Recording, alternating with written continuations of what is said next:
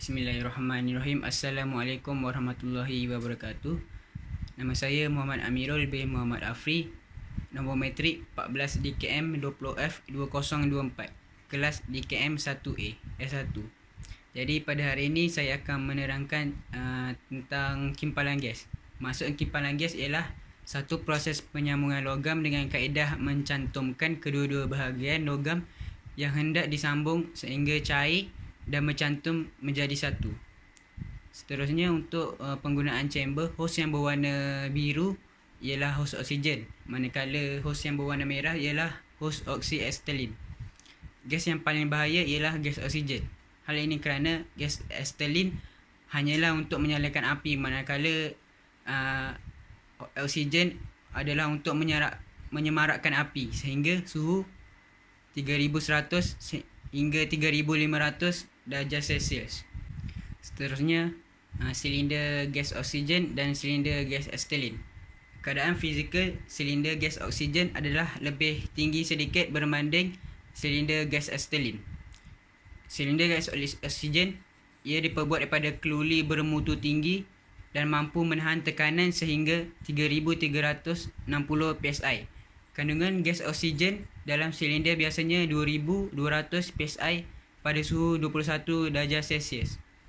Untuk gas acetilin pula, silinder ini berbentuk fizikalnya lebih rendah berbanding oksigen, tapi diameternya lebih besar.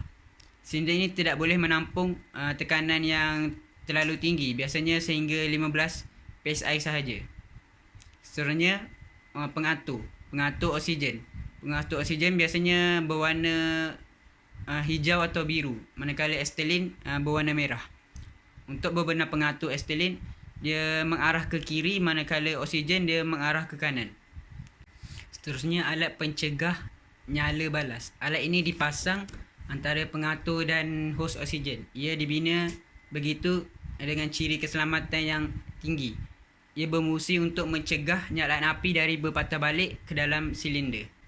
Tekanan yang digunakan untuk oksigen hanya 5 bar, manakala tekanan kerja untuk oksiacetilin hanya 0.5 bar.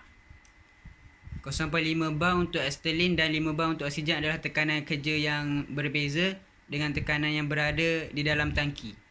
Seterusnya untuk projek, kita ada 3 projek yang perlu dilakukan. Yang pertama, projek membentuk kumai dengan bantuan rod penambah. Yang kedua, sambungan temu tutup, iaitu yang rapat dan terbuka, yang bermaksud separuh dari diameter rod penambah itu dengan bantuan rod penambah. Yang ketiga ialah projek sambungan sudut.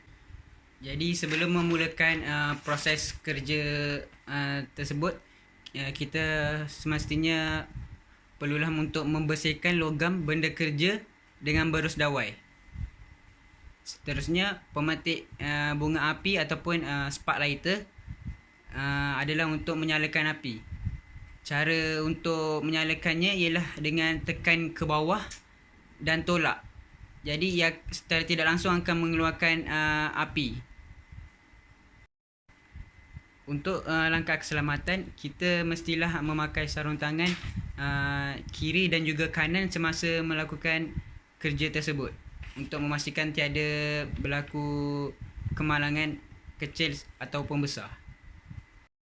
Seterusnya, cara untuk menghidupkan muncung sumbitan. Yang pertama, buka sedikit skru injap C2H2 pada sumbitan. Kedua, nyalakan api dengan pemetik bunga api kepada kekuatan yang sesuai. Yang ketiga, pastikan arah proses mengimpal mengikut arah muncung sumbitan.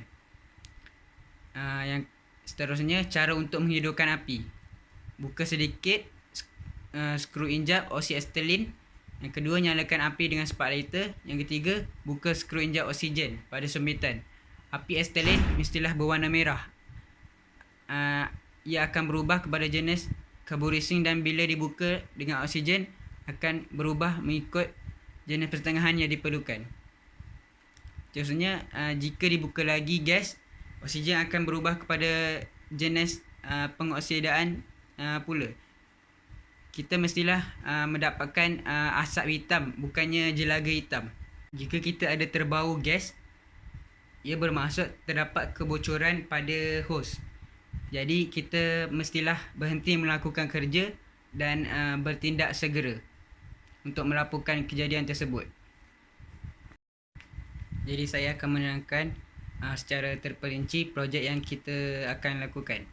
Projek pertama, kita akan membentuk kumai dengan bantuan rod penambah. Kita juga dikehendaki untuk membuat dua aliran kumai yang lurus, sama tinggi dan sama lebar. Cara untuk melakukannya ialah pertama, tentukan sudut sumpitan api dan batang kimpalan dengan betul. Yang kedua, mulakan kerja mengimpal mengikut arah muncung sumpitan. 3. Dapatkan lopak kimpalan, kemudian panaskan logam sehingga cair dan gerakkan sumpitan secara bulatan ataupun separuh bulatan untuk dapatkan cairan yang cukup, dan mula mencecahkan rod penambah pada anduh kimpal.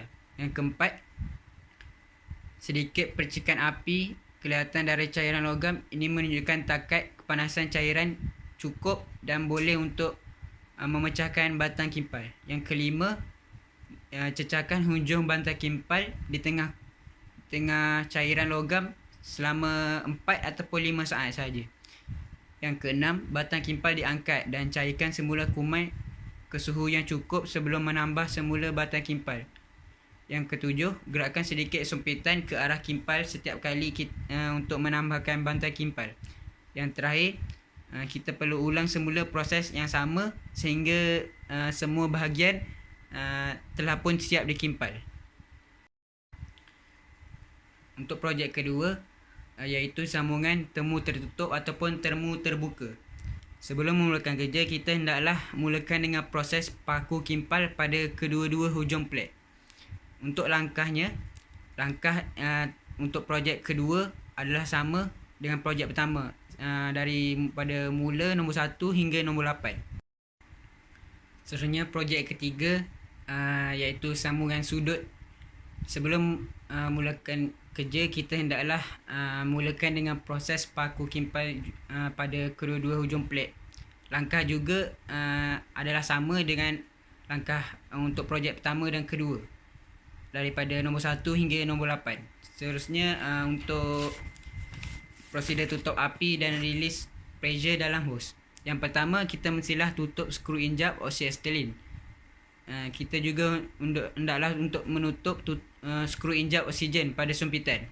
Yang ketiga, tutup injap bekalan pada alatur oksigen dan asetilin dengan kunci spindle atau fungsikan kunci pada tong. Yang keempat, tutup skru pelaras alatan oksigen dan oksiasetilin. Yang terakhir, kosongkan bacaan alatur dengan cara membukanya untuk memastikan lebihan gas yang ada di dalam dapat dikeluarkan. Barulah kita boleh beredar daripada tempat tersebut. Sekian daripada saya. Terima kasih.